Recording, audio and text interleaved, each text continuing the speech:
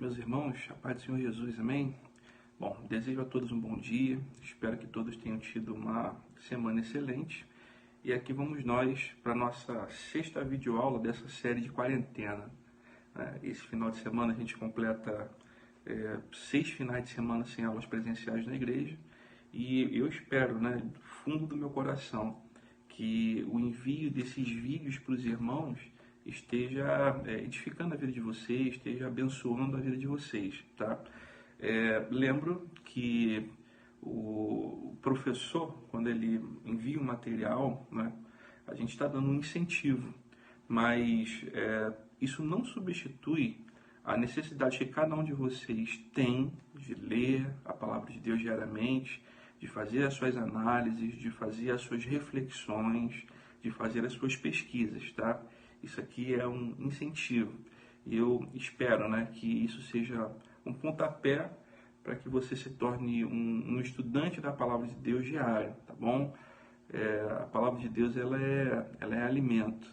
Então, assim como nós precisamos comer todos os dias e mais de uma vez por dia, o meu desejo é que você tenha essa interação com a palavra de Deus também todos os dias e, claro, mais de uma vez por dia. Amém?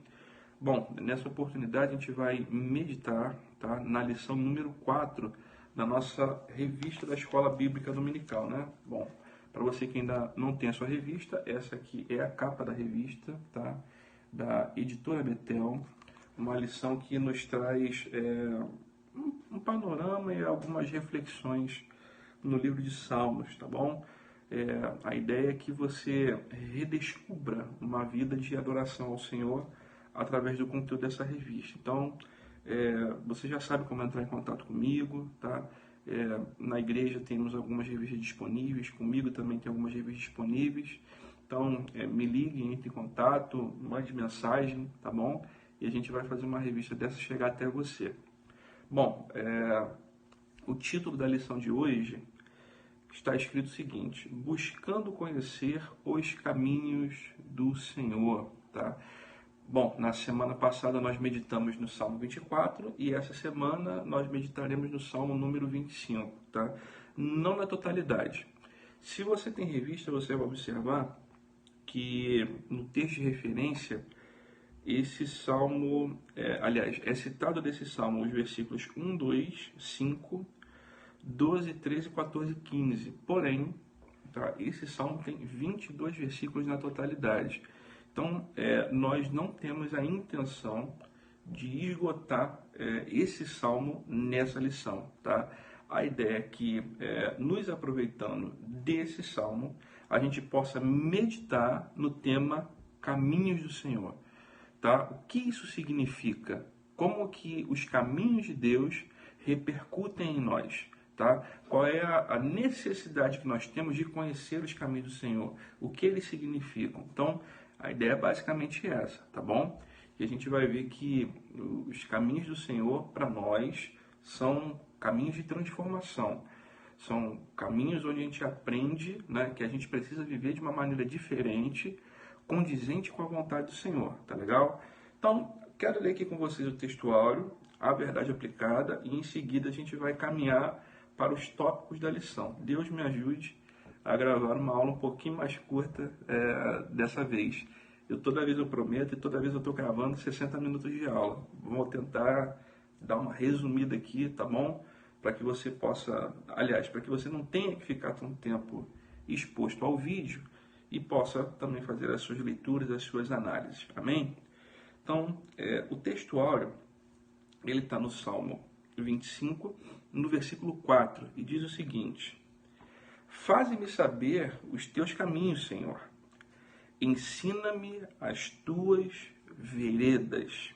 Então, faze-me saber os teus caminhos e ensina-me as tuas veredas. Veredas aqui também é uma outra palavra para caminho, para direção, tá bom?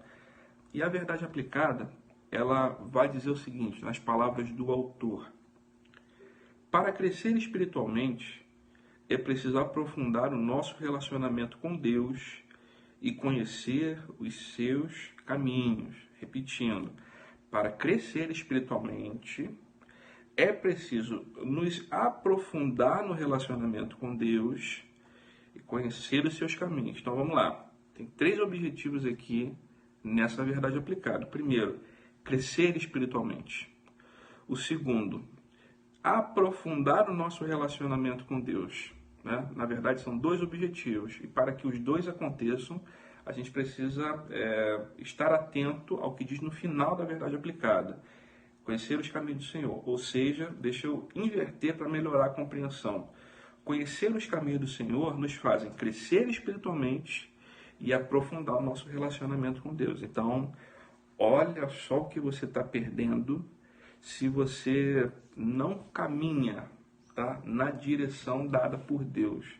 Se você está em outro caminho, então é evidente que você não vai encontrar essa ascensão espiritual e muito menos ter um relacionamento próximo do Senhor, tá? E por um simples motivo.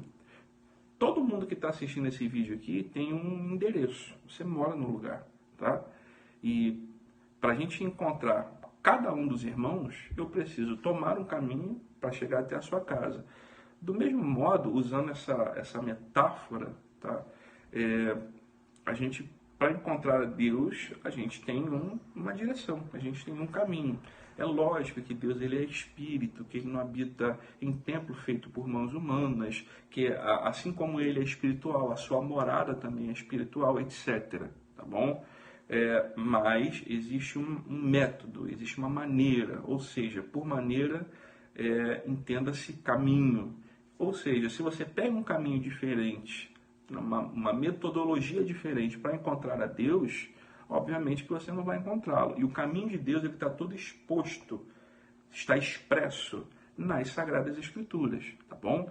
E o livro de Salmos nos ajuda muito a encontrar esse caminho que nos leva a Deus. E esse caminho é um caminho de transformação pessoal, é um caminho que eleva o nosso espírito a Deus, que nos faz ter ascensão espiritual, tá? E que nos faz aprofundar no relacionamento com o Senhor, tá? Não compete agora eu utilizar os meus caminhos para encontrar o Senhor. Você vai ver no texto de Isaías, capítulo 55, dizendo que assim como o conhecimento de Deus, o pensamento de Deus ele é mais alto do que os nossos, da mesma forma o caminho do Senhor também é mais alto do que os nossos. O apóstolo Paulo vai escrever na sua doxologia maravilhosa em Romanos capítulo 11, versículo 33, o seguinte, né?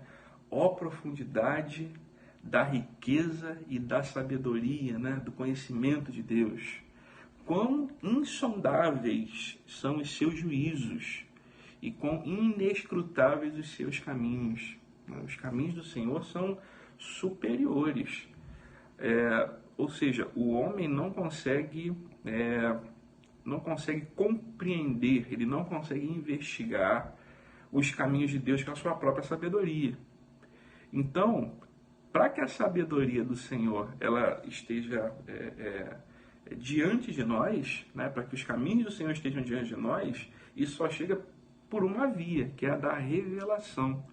Então, o homem não chega até os caminhos de Deus. Os caminhos de Deus chegam até nós por vontade dele. E glória a Deus por isso. Então, o Senhor tem nos proporcionado essa bênção maravilhosa. Se você pegar esse texto de Romanos, capítulo 11, versículo 33, e ler na Bíblia, na versão NVI, lá você não vai encontrar a palavra caminho. Você vai ver a palavra caminho sendo traduzida por planos, tá bom? E pegando isso, eu quero já falar com vocês que caminho é uma metáfora que pode significar 2 coisas, tá? A primeira delas é maneira de viver, tá bom? Existe um padrão de vida que o Senhor exige de nós, uma maneira de viver, um estilo de vida, tá? E a palavra caminho, né, ela obviamente ela não está sendo colocada na palavra de Deus de maneira literal, tá bom? Ela é uma metáfora, e essa metáfora significa maneira de viver, caminho, caminhada, direção, tá? Essa é a primeira maneira com que nós podemos comentar a respeito do que significa a palavra caminho. Na da outra forma, quando a gente olha para planos, planejamento, né? Planejamento também significa direção. Você, quando vai fazer uma viagem, né? Eu recentemente eu tive que ir a Minas Gerais buscar meu irmão na cidade de Lavras.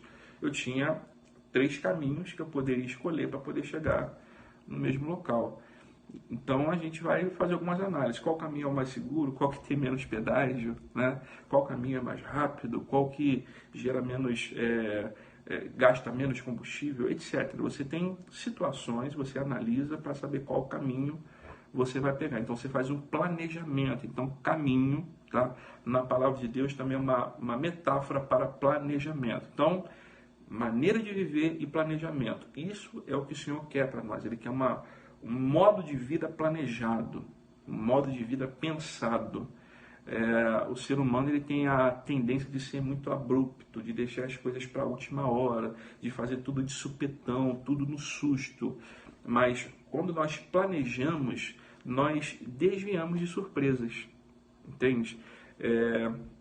Esses dias eu estava comentando com uma pessoa que a gente se coloca em situações de luta e de repente a gente se pega orando desesperadamente para que Deus resolva os nossos problemas.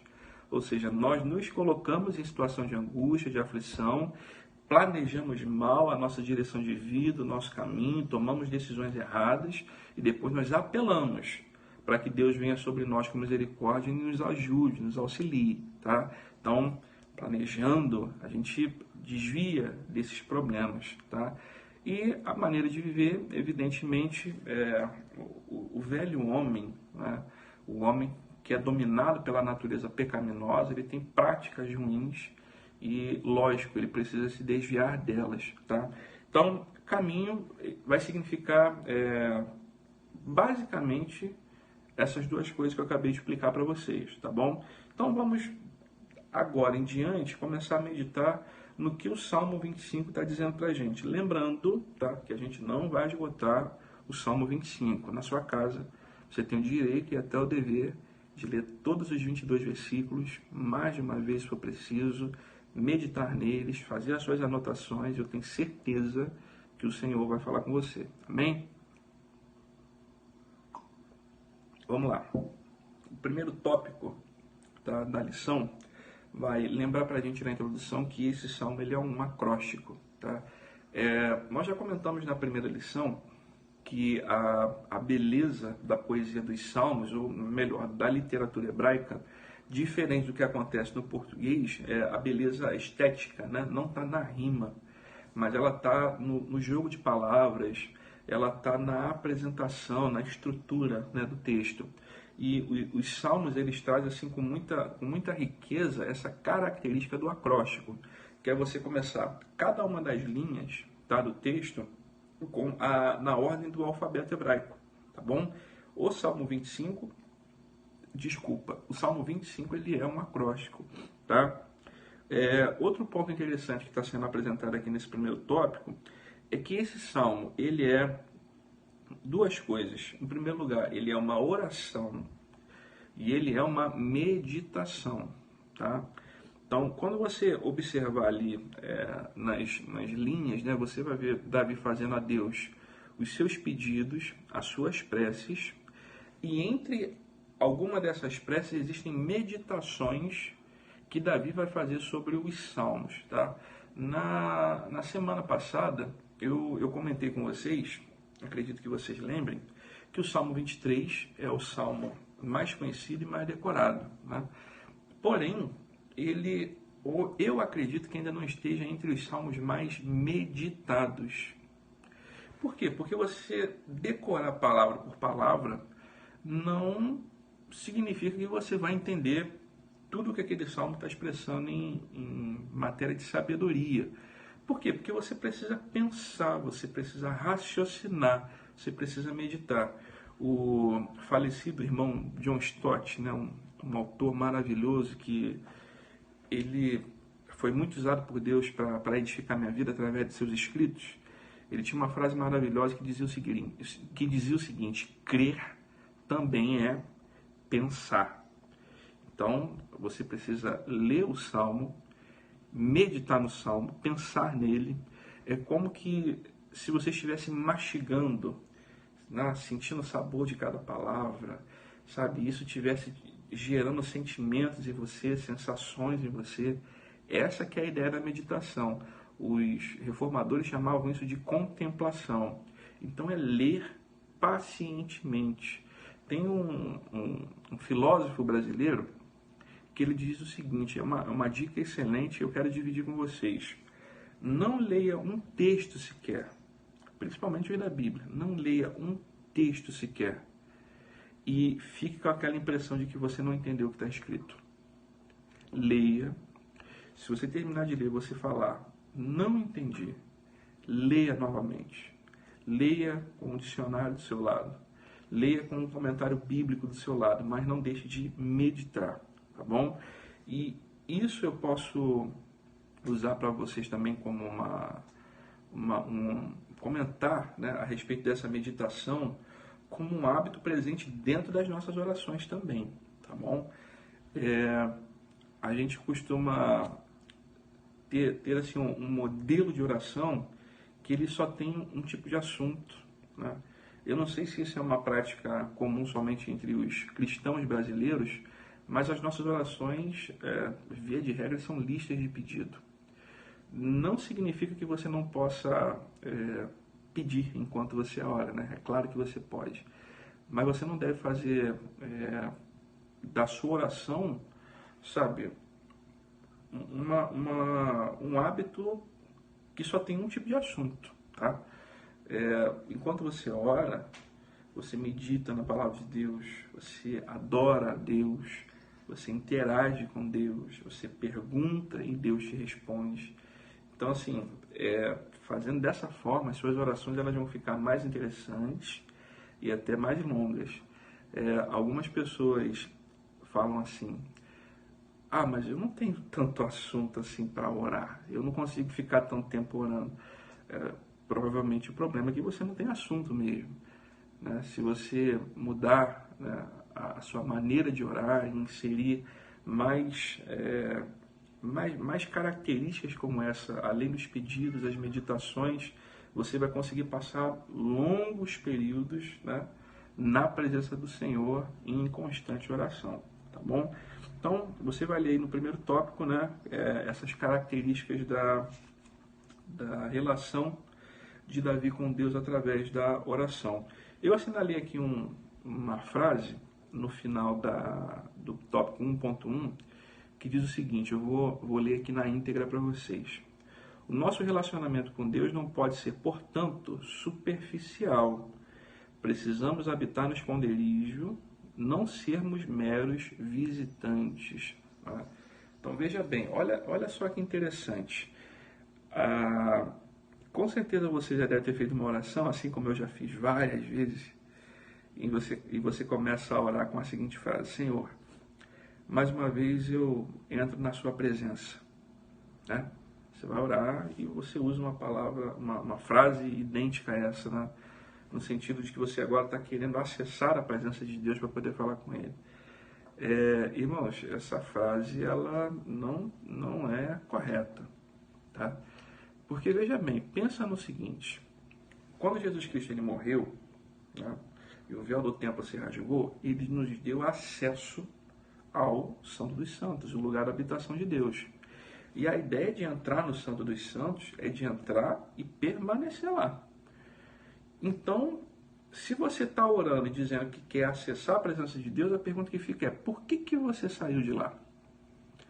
Porque veja bem, conforme você já leu o Salmo 91, e lá está dizendo que é para você entrar, né, para habitar no esconderijo do Altíssimo, não é isso? Então veja, você, como está dizendo aqui o autor da revista, na presença de Deus, você não é um visitante. Você não é uma pessoa que entra e sai com frequência. Você é alguém que entra para habitar lá, para estar lá continuamente. Tá bom? Então, veja bem, tudo que Deus mais quer é que a gente habite na presença dele. E veja bem, isso já é o início da transformação do Senhor em nós. Todo aquele que descobre o caminho de Deus, todo aquele que recebe essa bênção de Deus, de conhecer os seus caminhos, de ter revelado o caminho de Deus para o seu crescimento espiritual, você precisa entender que é necessário que você viva com Deus, na habitação de Deus, no lugar que Ele te convidou para morar. Então, esse lugar, ele não é um lugar onde você vai esporadicamente. Você não acessa a presença de Deus todos os domingos à noite, de 6 da tarde até as 8 da noite. Não é isso. Você precisa estar frequentemente na presença de Deus.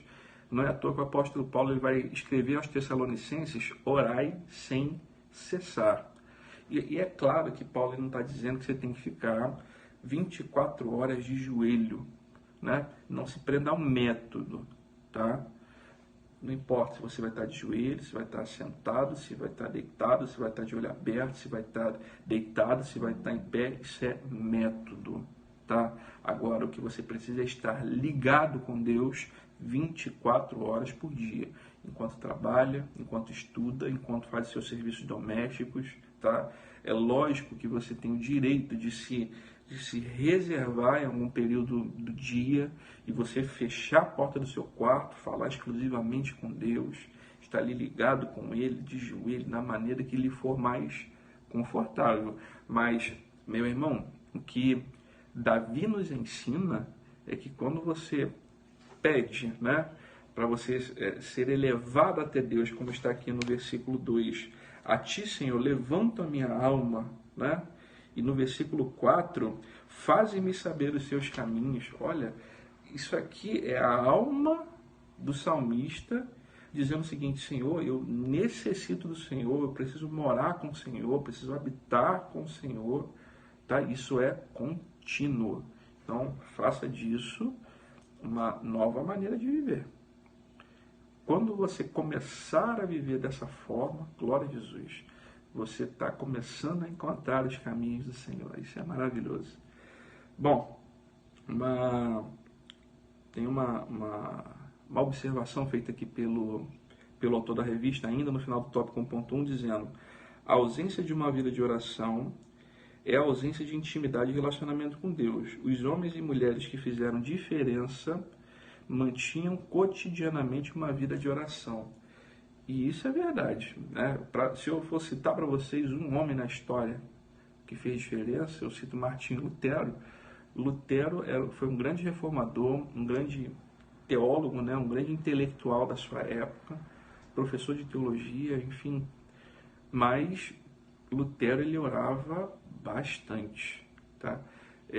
Alguns escritos, algumas biografias de Lutero dizem que ele chegava ao ponto de orar às vezes 6 horas por dia. E as pessoas falavam assim: mas Lutero, você ora demais. Ele dizia o seguinte: olha, eu tenho trabalho demais para deixar de orar, né? Mais recentemente, um autor, o Bill Hybels, ele escreveu um livro que o título é uma frase parecida com essa de Lutero, dizendo: olha, eu estou ocupado demais para deixar de orar. Então é isso. Você que entende a trajetória da sua vida, que entende a sua caminhada, sabe que as lutas elas são constantes, que elas aparecem, você precisa estar pronto. E o que prepara o nosso espírito para o enfrentamento é a oração. Então, tenha isso como um hábito novo na sua vida, se é que você ainda não vive dessa forma. Tópico 2.2 diz o seguinte: não me deixes confundido, tá? Outras traduções desse salmo vão traduzir a palavra envergonhado no lugar de confundido. Por quê? Porque quando Davi está escrevendo esse salmo, ele está escrevendo basicamente um pedido de socorro, né? Dentro dos pedidos que ele faz na sua oração, né? Lembra que eu falei que ele intercala oração e meditação, oração e meditação? Uma dessas orações é ele pedindo socorro a Deus. Então ele está dizendo o seguinte: Senhor, olha, não me deixe envergonhado. Porque, veja bem, você vai ler depois esse tópico na sua lição, você vai perceber que vão existir situações na nossa vida que Deus ele vai nos colocar num caminho, né? Portanto, se Deus nos coloca no caminho, esse caminho é correto, não há o que se duvidar. Porém, a gente fica com aquela sensação, né? Sensação humana. Se eu estou no centro da vontade de Deus, se eu estou no caminho de Deus, então eu estou alheio, privado de lutas. Muito pelo contrário, tá? O autor aqui da revista ele vai citar Mateus 10, e Mateus 10 é um texto muito interessante, porque Deus ele vai comissionar os discípulos a irem e pregar, né, para os filhos da casa de Israel. Eles vão expulsar demônios, eles vão curar pessoas, vão propagar o evangelho, vão divulgar o reino de Deus, etc. Né? Vão cumprir a vontade de Deus no lugar que Deus mandou. Aí você pensa, pô, beleza, eles vão fazer tudo conforme Deus mandou e vai dar tudo certo. Errado. Jesus Cristo, após dizer qual seria a missão deles, disse, olha, vocês vão chegar em locais que vocês não vão ser bem recebidos. As pessoas vão se opor a vocês. As pessoas vão enfrentar vocês. As pessoas vão julgar vocês. Os familiares de vocês vão deixar de amar vocês, vão recusar vocês. Tá? Haverá distanciamento familiar, haverá distanciamento social. Né? Então, significa que estar no caminho de Deus, em certas horas, inclui você passar por lutas e provações, tá? Agora, irmãos, veja bem, não há o que temer, porque se você trilha um caminho que não é o caminho de Deus, você também vai ter luta. Se você trilhar o caminho de Deus, você vai ter luta. Ou seja, a sua escolha é passar lutas sem Deus ou com Deus. Então é óbvio, tá? Para nós, que se é para passar por lutas, que nós passemos as lutas de mãos dadas com o Senhor.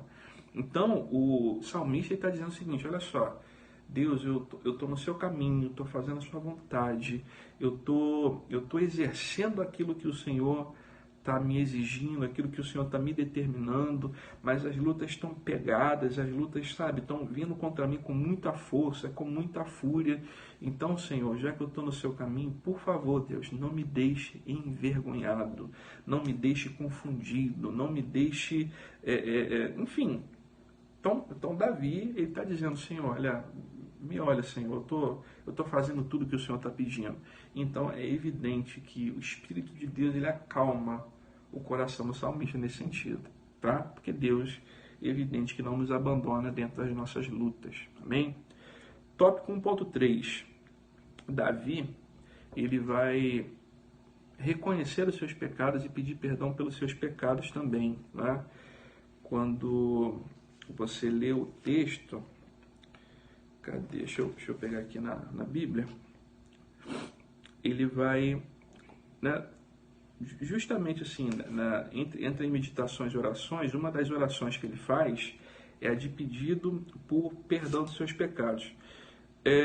Eu anotei aqui um trecho do que o comentarista escreveu para a gente na revista, né? Lá no finalzinho, está dizendo o seguinte, olha, Davi suplica perdão, tá? E na última linha mesmo, diz o seguinte, ó, verdadeiramente carecemos que Deus nos trate com graça e com misericórdia. Então eu quero dentro desse tópico aqui, desse subtópico, me ater a esses dois termos, graça e misericórdia. Eu não sei se você já parou para pensar no que esses dois termos significam, tá?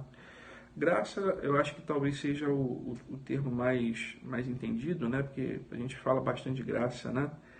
Para os dispensacionalistas, eles falam, inclusive, que nós vivemos a dispensação da graça. Eu não vejo bem assim, mas esse não é o assunto da aula de hoje. Mas vamos pensar no que a graça significa. O apóstolo Paulo vai escrever lá aos Efésios, na carta aos Efésios, capítulo 2, dizendo que pela graça fomos salvos, ou seja, a graça é instrumento de Deus para salvar, tá? E ele vai dizer o seguinte, ó, pela graça sois salvos, isso também de vós, é dom de Deus, para que ninguém se glorie, tá? Então a graça, em primeiríssimo lugar, significa que é quando eu encontro salvação por méritos que não são meus. A salvação eu recebo de graça. Então o que é graça? Graça é quando eu recebo aquilo que eu não merecia, tá? E o que é a misericórdia? Misericórdia é quando eu não recebo aquilo que eu merecia. Então, graça, recebo sem merecer. Misericórdia, não recebo o que eu merecia. O que eu merecia? Por ser pecador, eu merecia o inferno, eu merecia a condenação, eu merecia a justiça de Deus. Porque a justiça de Deus diz que ele, por ser santo, por ser justo, ele precisa castigar o pecado. Deus ele não pode deixar um pecado impune. Deus ele não pode cometer essa injustiça do alto da sua santidade. Eu aprendi com o pastor Joel Santana algo maravilhoso, que ele diz o seguinte: Deus ele é santo, né? A santidade dele está aqui. E abaixo da santidade tem dois braços. Um, justiça. No outro, o amor. A justiça de Deus diz o seguinte: olha, eu preciso ser justo, então eu tenho que condenar o pecado, não posso deixar um pecado impune, né? Um juiz justo é aquele que julga de acordo com as obras. Se as obras são más, se as obras são ruins, aquele pecado precisa ser condenado, né? Não pode deixar um criminoso impune. É isso, tá? Só que, por outro lado, Deus, que também é amor, ele também quer salvar. Então, como é que Deus ele resolve esse paradoxo? A justiça de Deus querendo condenar e o amor de Deus querendo salvar. A união de amor e justiça de Deus nós vemos na cruz do Calvário. Porque, veja bem, a gente costuma dizer uma palavra que é o seguinte: Deus ele perdoou os meus pecados. Não é bem assim. Deus, ele, em Cristo, pagou a nossa dívida. Se você ler aos Gálatas, né, o apóstolo Paulo escrevendo lá, está escrito que, aliás, em Gálatas, né, que a escrita da dívida que era contra nós, Jesus Cristo, ele cravou na cruz do Calvário. Outro texto vai dizer que Cristo se fez maldição em nosso lugar. Ou seja, o pagamento da minha dívida, né, foi feito em Jesus Cristo. Então, o fato de Jesus Cristo ter sido condenado no meu lugar garantiu que a justiça de Deus fosse executada. Então, a justiça de Deus foi aplicada em Cristo Jesus na cruz do Calvário. Então, minha dívida foi paga. Por quê? Porque o Deus que amou, ele providenciou o pagamento dessa culpa, o pagamento dessa dívida. Então, graça e misericórdia nós vemos em Deus. Agora, para encontrar graça e misericórdia, só tem um caminho, que é o caminho do arrependimento. E é justamente o que esse tópico está falando para a gente. Então, Davi ele suplica perdão, porque ele entende que sem perdão, sem se arrepender dos seus pecados, ele não encontra de forma nenhuma graça e misericórdia. Então, ele sabe que tem uma bênção maravilhosa da salvação que ele não pode trabalhar para ele mesmo conquistar. A salvação não vem das obras, a graça não vem a salvação é recebida de graça. Agora, a única coisa que é o único lugar para onde as obras te levam é justamente para o caminho da condenação, tá? Só que, graças a Deus, na vida de Davi, assim como na nossa vida, Deus ele entrou com a sua infinita graça e misericórdia, tá bom? Bom, e para finalizar, falando de arrependimento, Provérbios 28:13 diz que quem alcança misericórdia, irmãos, quem alcança misericórdia é aquele que confessa e deixa. Então eu preciso confessar e pedir perdão a Deus. Então é isso que o Davi está fazendo. Ele se coloca no lugar de pecador, dizendo: Senhor, eu sou falho, eu sou pecador, mas eu entendo que eu estou nos seus caminhos, o Senhor me colocou aqui, e para permanecer aqui, eu preciso de uma transformação, eu preciso de libertação, eu preciso que o Senhor perdoe os meus pecados. E sem dúvida nenhuma que Deus, ele ouve a oração do arrependido e o abençoa. Amém? Então, vamos continuar. Tópico ponto 2. O desejo e reconhecimento do salmista, tá? Irmãos, para não ler tudo, eu estou pensando algumas coisas dos tópicos, tá? Para a gente conversar. E eu separei aqui mais um trechinho desse tópico ponto 2 que diz o seguinte, olha: Davi sabia da fragilidade e limitação em discernir o que é bom ou mal, portanto coloca-se na dependência de Deus. Ou seja, Davi ele é limitado em saber o que é bom ou ruim. E por que isso acontece? É comum a todos nós, tá? Eu sou assim, os irmãos são assim, Davi era assim. A natureza do pecado, né, a partir da queda lá de Adão, de Eva, tornou para nós difícil discernir o que é certo e errado, tá? Embora eles tivessem comido da árvore da ciência do bem e do mal, tá? O homem teve a sua natureza adulterada, tá? Então, assim, tudo que nós olhamos, nós vemos a nossa maneira. E a maneira do homem olhar as coisas envolve a ética que o homem tem por trás, tá? Porque certo e errado, irmãos, é muito diferente, assim, de dizer assim, como é que eu posso colocar para os irmãos? O certo e errado, ele pertence a Deus, não pertence à nossa maneira de olhar o mundo, não pertence à nossa cosmovisão, nossa visão de mundo. Basicamente porque, olha só, eu falei de ética, né? A nossa interpretação do mundo está baseada na ética que nós temos por trás. Vejamos que tem pessoas no mundo hoje que tem uma ética que é muito hedonista. O que é o hedonismo? É uma pessoa que vive em busca do prazer. O hedonista diz, certo é o que dá prazer, né? Então me fez bem? Então tá certo. Que mal tem? Nenhum.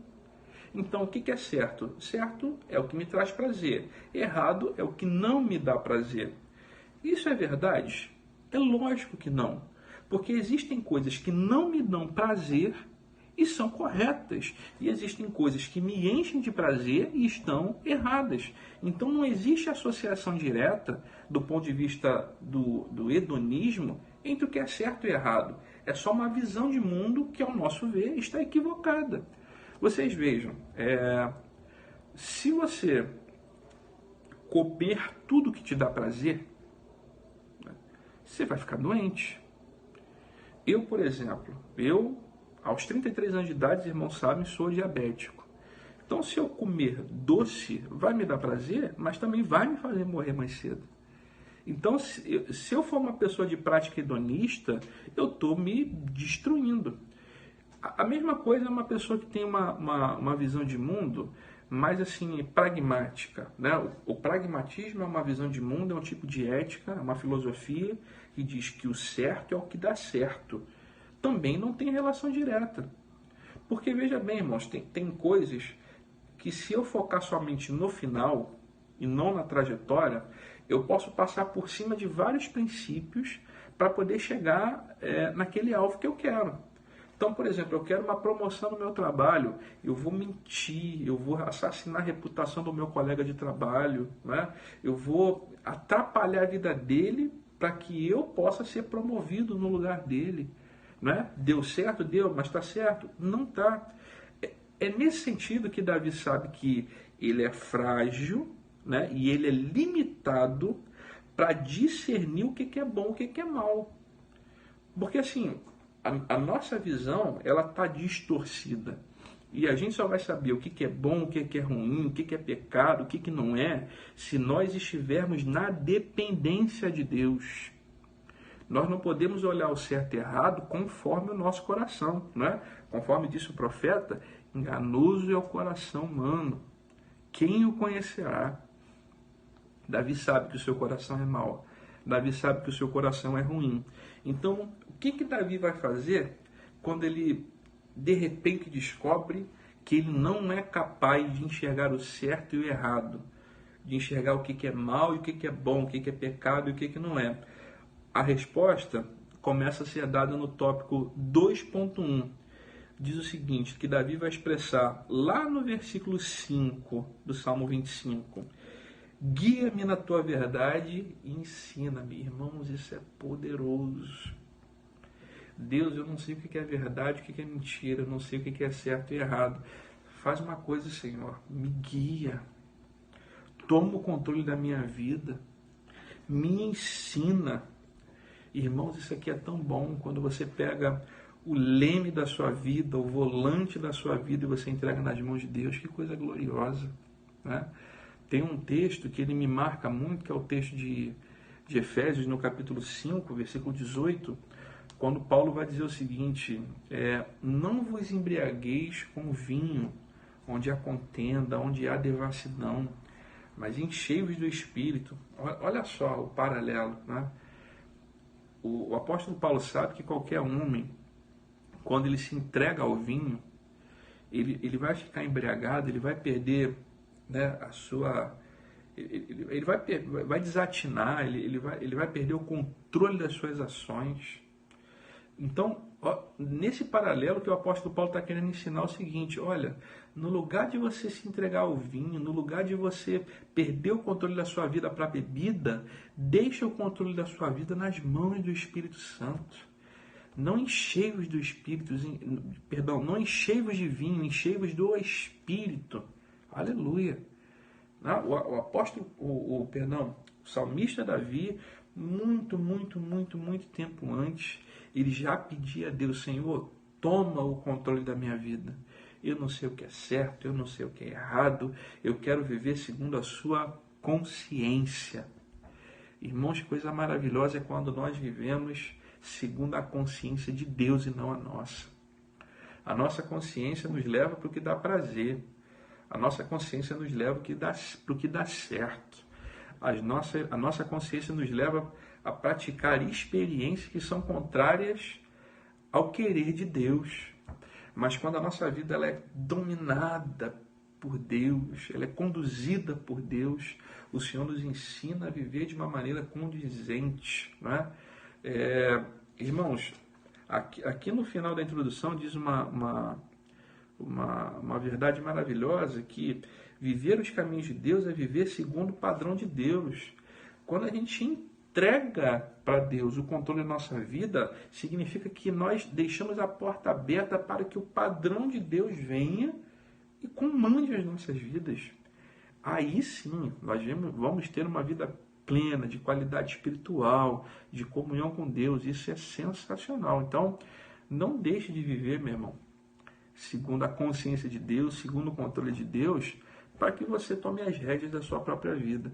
Uma vez eu fui obrigado a conversar com uma jovem da igreja, e eu lembro que ela escreveu assim em rede social, né, ela foi criticada por alguma coisa, e ela disse: ninguém tem nada a ver com isso, a vida é minha, né, eu faço o que eu quiser, eu sou dona do meu próprio nariz. Isso não tem uma relação com a nossa nova identidade, que é de servo. Quem é o servo? O servo é alguém que se sujeita. O servo é alguém que se coloca à disposição de Deus, no controle de Deus e na dependência de Deus. Davi sabia disso. E Davi, ele resolve se entregar para o controle de Deus. E que assim façamos nós também. Bom, pulando aqui para o tópico 2.2, diz o seguinte: o desejo de ter intimidade com Deus. Eu assinalei aqui mais alguns trechos desse tópico 2.2, e num deles diz o seguinte: Davi queria ter profundidade com Deus. Isso me fez lembrar imediatamente de Ezequiel 47, né? Naquela passagem onde ele é levado ali para a beira de um rio, e as águas batem nos seus tornozelos, né? E depois mede mais 1000 côvados, e as águas batem ali na cintura, depois mais 1000 côvados, e ele vê que só pode atravessar aquelas águas a nado, né? Porque são bastante profundas. Da mesma forma, irmão, somos nós. O conhecimento de Deus, ele é extenso, mas ele também é profundo, tá? E assim, às vezes eu observo que existem pessoas que elas estão muito preocupadas assim com o horizonte do conhecimento de Deus. Por exemplo, eles conhecem a Bíblia, leem a Bíblia, mas com muita extensão e centímetros de profundidade, sem reflexão, sem prática diária. A Bíblia, na visão de alguns, foi transformada num livro de autoajuda, e não é. A Bíblia é a palavra de Deus, assim nós cremos, tá? Então, existe uma interação nossa com o livro e com o autor do livro também, tá? Isso nos leva a uma situação de intimidade, né? de íntima comunhão, de íntimo contato com Deus. Tem uma uma metáfora, né? Enfim, um exemplo que um pregador usou uma vez, eu esqueci o nome dele, e ele diz que nós precisamos convidar o Senhor para a varanda, né, da nossa casa. Por quê? Porque a varanda é o lugar que você recebe ali a sua visita para passar uma tarde inteira conversando, e toma café, e come bolo, e conversa sobre tudo. Intimidade. Não é? Você não pode receber Deus somente ali na porta de entrada da sua casa e ali mesmo de pé você atendê-lo. É isso que a gente faz quando a gente não quer que alguém entre dentro da nossa casa, né? A pessoa toca a campainha, te abre a porta, ali mesmo conversa, recebe naquela conversa rápida e curta, a pessoa vai embora, você fecha a porta e entra, acabou. Não. Traz ela para dentro da sua casa. Traz o Senhor para dentro da sua casa. Leva o Senhor para a sua varanda. Fala, Senhor, continua comigo, fica mais por aqui. É desse jeito, tá? Ter intimidade com Deus, profundidade do conhecimento de Deus. Eu lembro quando o pastor Pedro do Borel, ele teve, missionário Pedro do Borel, na verdade, né? Teve aqui em Angra uma conferência missionária, e ele comentou que até no relacionamento das pessoas com Jesus existiam 5 níveis diferentes de relacionamento. Tinha o relacionamento das multidões com Jesus, e ali nós temos religiosos, curiosos, crentes, enfim, gente de todo tipo, mas as multidões são talvez o nível mais distante de relacionamento com Jesus. Depois tinha os 70, os 12, né? Os 3, mas tinha um que era o discípulo amado. E a gente sabe que Jesus Cristo, ele pode ter tantos discípulos amados for possível, porque ele dá conta, né? Então, irmãos, não vamos abrir mão de ter essa intimidade com Jesus. Ele tem nos feito o convite, né, de habitar na sua presença, ele está disponível a nós, só que nós temos nos distanciado bastante, né? Então não vamos perder essa amizade. Tem um hino que marca muito a minha vida, acho que muitos dos irmãos também, que é o hino O Amigo, né, do Sérgio Lopes, que esse hino é tremendo. Se você puder, depois da aula, depois do vídeo assistido no caso, né, entra no YouTube, coloca lá O Amigo, Sérgio Lopes, medita na letra da canção e você vai ver o amigo Jesus Cristo te convidando para esse ambiente de intimidade com Ele. Amém? Bom, tópico, vamos pular aqui para o tópico 3, né, que diz o seguinte como título: Conhecendo os caminhos do Senhor. Eu vou pular aqui para o tópico 3.1, tá? Que diz o seguinte, ó, na verdade, assim, os 3 tópicos, né, os 3 subtópicos do tópico ponto 3 vão dizer o seguinte: eu vou citar aqui os títulos e depois vou tentar enxugar aqui as minhas anotações para a gente encerrar. Tópico 3.1 diz, caminho da obediência, né? Já que é para conhecer os caminhos do Senhor. Tópico 3.1, caminho da obediência. 3.2, o caminho da graça. E 3.3, o caminho da perfeição. Com relação ao caminho da obediência, eu assinalei o seguinte, ó. Conhecer sem obedecer é inócuo. Uma frase curta, mas lotada de verdades aqui, tá? Não faz sentido você conhecer o caminho de Deus sem que você obedeça as diretrizes do caminho de Deus, tá? Assim como uma estrada, ela tem diretrizes, né? Você pega a Rio Santos. Na Rio Santos ela tem placas que vão dizer onde é que tem perigo, né? Curva acentuada, quebra-molas, eventualmente, pardais, não é? Barreiras na estrada, cones, às vezes sinalizando. Enfim, se acontecer um acidente, alguém talvez vai botar um triângulo ali para poder dizer que teve um acidente ali nas proximidades. Então, assim como uma estrada normal, ela sinaliza certos pontos, nós precisamos ficar atentos ao que Deus tem nos sinalizado, né? Então, não basta estar no caminho, você tem que obedecer às diretrizes do caminho, tá? Então, conhecer sem obedecer é inócuo, não tem sentido, não tem efeito algum. E isso me leva para um texto que eu também amo demais, que é um texto que toca muito a minha vida, que é João 13,17. Olha só, João 13,17, palavra do Senhor Jesus Cristo. Bem-aventurados sois, se souberes essas coisas e as praticarem. Tem 3 verbos aí, olha só. Bem-aventurados sois, verbo ser. Bem-aventurados sois, se souberes, ou seja, conhecer, saber, né? Se as praticares, fazer. Então é ser, saber e fazer. Isso aqui, irmãos, é o tripé da vida cristã. Você tem que ser, você tem que saber e você tem que fazer. Porque olha só, quando eu sou, eu venço o pecado da hipocrisia. Porque não adianta eu dizer que eu sei e que eu faço se eu não sou. O Evangelho é uma verdade que transforma, não é? Então eu não alcanço a salvação pelo que eu faço, não é pela prática, não é pelo conhecimento, é pela transformação, pela regeneração do Evangelho, pelo fato de eu ter nascido de novo. Então eu sou, em primeiro lugar, eu não sou um hipócrita. Essa verdade é transformadora. Mas também não adianta eu dizer que sei que sou, né? Dizer que eu sei, se eu não faço, porque eu peco pela inoperância.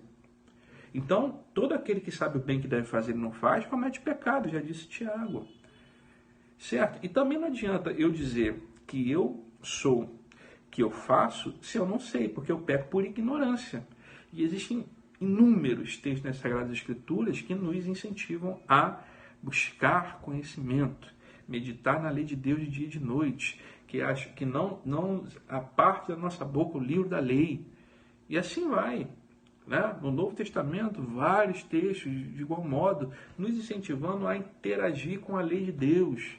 Então, Deus ele tem critérios, Deus ele nos dá sinais, Deus ele nos dá, né, essas dicas no meio do caminho.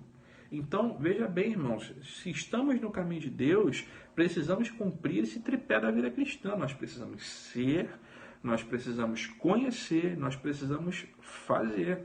Qualquer coisa fora disso é inócuo, como diz aqui o autor da revista.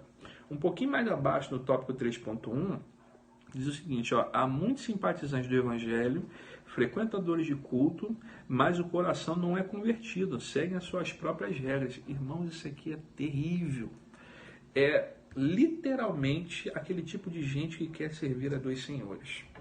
Quer frequentar os cultos, quer participar da ceia, quer cantar, quer dizer que é um adorador, mas o seu estilo de vida não condiz com o estilo de vida de um verdadeiro servo de Deus.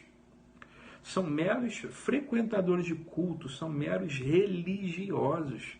E isso é terrível. Eu quero citar com vocês aqui um texto, eu vou até abrir a Bíblia em Romanos no capítulo 1, porque olha só, irmãos, aqueles que conheceram a revelação de Deus e rejeitaram para poder viver segundo os seus próprios preceitos, segundo a sua própria maneira de viver, diz o seguinte, ó, Romanos capítulo 1, versículo 28. Assim, por haver rejeitado o conhecimento de Deus, foram entregues pelo próprio Deus a uma mentalidade condenável para fazerem coisas que não convêm. Ah, você quer servir a Deus e fazer o que você bem entende? Deus ele vai deixar, mas isso não é bondade de Deus, não, isso é juízo de Deus sobre a sua vida. Irmãos, uma vez eu conversei com uma pessoa que me disse que conhecia um satanista. Olha só que coisa interessante, né? O satanista perguntou assim para essa pessoa que era evangélica, você sabe como é que um satanista evangeliza? Né? É até estranho usar a palavra evangelizar para um satanista. Mas ele perguntou, você sabe como é que um satanista evangeliza? Ele falou, não. Porque o crente, vocês sabem, né? Diz o seguinte, aceita Jesus, se converta a Jesus, entrega a sua vida a Jesus, Jesus te ama. Mas um satanista ele não diz, o diabo te ama, se converta ao diabo, entregue sua vida ao diabo. Não diz. O que um satanista faz é o seguinte, é chegar para uma pessoa e dizer, rapaz, você é o dono da sua própria vida. Você faz o que você bem entender, você não deve nada a ninguém. E nisso, o diabo ele vai inflando o coração humano para que o homem se torne senhor de si mesmo. É isso que o diabo quer. É isso que o diabo faz. Mas, ao contrário disso, nós já vimos no tópico anterior que o ideal é que a gente entregue o controle das nossas vidas na mão de Jesus Cristo. Se não, irmãos, se a gente quiser viver pela nossa própria maneira de viver, a condenação de Deus para os que querem viver assim é deixar. E Deus os entregou às suas próprias paixões, Deus os entregou à sua própria maneira de viver, maneira condenável, espúria, injusta. Mas é o que o homem quer, é o que o homem desejou. Nós, graças a Deus, que encontramos Deus Todo-Poderoso, o Deus Criador dos céus e da terra, nós devemos desejar não viver livremente. Se tem uma coisa, irmãos, que a gente não precisa é de liberdade. A liberdade completa nos leva a uma vida de libertinagem, uma vida afastada dos caminhos do Senhor. Agora veja, se você tiver um coração de servo, se você tiver um coração dependente de Deus, você está assumindo assim: Senhor, não me deixe livre, me deixe amarrado ao Senhor, preso ao Senhor, dependente do Senhor. E nisso você viverá a sua trajetória nos caminhos de Deus. É isso que Davi pede. É isso que nós devemos pedir, estar presos a Deus. Servos do Senhor Jesus Cristo, amarrados, escravos da sua vontade, ô glória. Isso é maravilhoso. Vamos caminhar aqui para o tópico 3.2 e em seguida para um encerramento. O caminho da graça, né? Eu sublinho aqui também mais um trecho. Somos recebidos e tratados pelo Senhor com graça. Portanto, é preciso que demonstremos atitudes de graça. Ou seja, conforme está lá em Mateus 10, né? Graciosamente recebestes, graciosamente dai. Irmãos, aqui tem um aspecto missiológico aqui.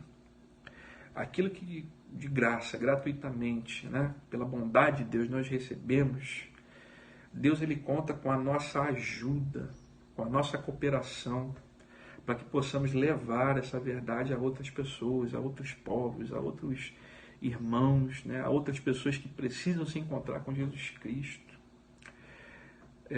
Deus ele foi tão gracioso que o autor ele vai citar até 2 Samuel 9:1, que é o texto de Mefibosete.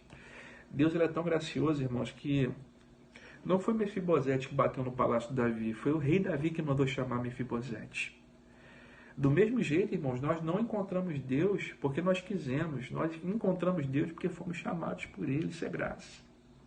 E nós precisamos, juntamente com esse Deus, chamar os povos, conclamar os povos, né? Declarar a bênção de Deus às nações. E assim, graciosamente, cooperar com esse caminho da graça de Deus, trazendo cada vez mais pessoas a adorarem o Deus Todo-Poderoso, né? E nisso nós vamos executar aquilo que tá sendo expresso, né, no livro de Salmo, né? O livro de Salmo é um livro devocional, um livro de adoração, e nós precisamos convocar os povos a adorarem a Deus. Bom, em último lugar, tópico 3.3, o caminho da perfeição. E falar de perfeição é um negócio difícil, irmãos. Porque, veja bem, a Bíblia ela vai exigir de nós perfeição, né? Sede santos e irrepreensíveis. E eu fico pensando, irmão, como que eu vou ser irrepreensível? Se a minha esposa tem motivos o suficiente para dizer o quão imperfeito eu sou, se ela própria tem motivos para me repreender, quanto mais Deus. A gente tem buscado ser bom muito pela metade. A gente faz compensações, porque a gente sabe que a gente é mau. Então eu sei que eu peco aqui, que eu faço uma coisa aqui que desagrada ao Senhor, mas eu tento compensar com outras, quem sabe indo à igreja, quem sabe ofertando, quem sabe dizimando, né? Quem sabe fazendo obras sociais. E a gente vai agindo conforme um judeu agia, fazendo compensações. Um judeu fala, não, eu pequei aqui, mas eu tenho saldo suficiente para poder cobrir os pecados que eu cometo. A gente age muito assim. Tem uma música que ficou famosa há uns anos atrás, o meu cunhado, pastor Felipe, até escreveu um texto lindo. E o título da música é 99% anjo, mas aquele 1% vagabundo. Olha só, irmãos. Quantos de nós a gente tem buscado viver 99% anjos, santos, mas sem se desfazer daquele 1% que desagrada ao Senhor? Abra sua Bíblia no texto de Eclesiastes, capítulo 10.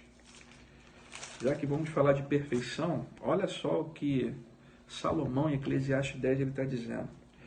As moscas mortas fazem com que o óleo de um perfumista se estrague e produza mau cheiro. Do mesmo modo, um pouco de insensatez pesa mais do que toda sabedoria e honra. Irmãos, uma mosquinha estraga o óleo de um perfumista. Um pouquinho de insensatez estraga toda a sabedoria. Um pouquinho de pecado estraga toda a tua vida de santidade. E agora? Só que o que nos garante a perfeição, irmãos, não é o nosso esforço. É o fato de sabermos que Deus está conosco e esse é um processo que ele é gradativo e de glória em glória. O Senhor nos transformará no seu caminho. E o Rodrigo de hoje tem que ser melhor que o Rodrigo de ontem. O Rodrigo de amanhã tem que ser melhor que o Rodrigo de hoje. E assim Deus ele vai nos transformando. Assim Deus ele vai trabalhando a nossa vida, nos deixando alguém cada vez mais semelhantes a Jesus Cristo. Para finalizar, eu quero contar para vocês uma história linda. Uma vez um grupo de jovens foram até o pastor deles, né? E falaram assim, pastor, a gente está indo ali fazer a obra de Deus, pastor, vem com a gente. E o pastor, vocês vão aonde? A gente vai ali, pastor, fazer a obra de Deus, vamos conosco. Aí o pastor, não, eu não vou não. O pastor ele aproveitou aquele momento para poder ensinar alguma coisa para aqueles jovens. E os jovens falaram assim, mas pastor, vamos lá fazer a obra de Deus, pastor. E o pastor, não, eu não posso. E eles ficaram atordoados, né? Olhou um para a cara do outro e como assim não pode? E o pastor disse, não posso, porque a obra de Deus é Deus que tem que fazer. E os jovens falaram assim, mas pastor, se a obra de Deus é Deus que faz, quanto a nós? Aí ele citou o livro de Filipenses, capítulo 1, versículo 6, que diz, quanto a nós, aquele que começou a boa obra em nós, ele irá aperfeiçoá-la até o dia de Cristo. E o pastor disse, quanto a nós somos a obra que Deus está fazendo. Aleluia. Estar no caminho de Deus é você estar disponível para Deus trabalhar no seu ser, para Deus trabalhar na sua vida, para Deus te transformar, para Deus te regenerar, para Deus te limpar, para Deus te santificar. E eu tenho certeza que se você estiver disponível para Deus, no caminho de Deus, a sua vida será uma vida agradável a Deus. E Deus, ele, sem dúvida, ele vai olhar para a gente, ele vai olhar para você, ele vai olhar para mim. Assim, com os mesmos olhos, né, com o mesmo olhar que ele olhou e testemunhou pela vida de Jó. Isso aí eu conheço. Irmãos, pensa que coisa gloriosa é Deus dar testemunho da gente. A gente tem buscado elogio dos homens, a gente tem buscado ser agradável aos olhos dos homens, e a gente não tem se atinado, né, nessa responsabilidade que temos de ser agradáveis aos olhos do Senhor. Então eu oro para que Deus em Cristo nos abençoe, nos mantenha no seu caminho, nos mantenha íntimos dele, para que a gente de alguma maneira não atrase esse processo de transformação que a nossa vida está passando. O autor Hernando Dias Lopes ele vai dizer que a gente pode trabalhar a salvação em 3 tempos, passado, presente e futuro. E ele diz, a Bíblia diz que nós fomos salvos em Cristo, porque ele foi pendurado na cruz e através desse sacrifício nós fomos salvos nele. Mas nós também estamos sendo salvos em tempo presente, porque estamos vivendo essa santificação que a Bíblia nos exige, né? Seguir a paz com todos e a santificação, sem a qual ninguém verá o Senhor. Mas nós também seremos salvos, porque haverá um dia em que o Senhor virá, nos tomará para si, nos glorificará, e lá nós seremos a obra completa de Deus, a obra perfeita de Deus, plenamente regenerada e habitando com Ele para todo sempre. Que Deus abençoe sua vida, meu irmão. Que Deus abençoe sua vida, minha irmã. Que você tenha um excelente domingo, no nome de Jesus. Amém.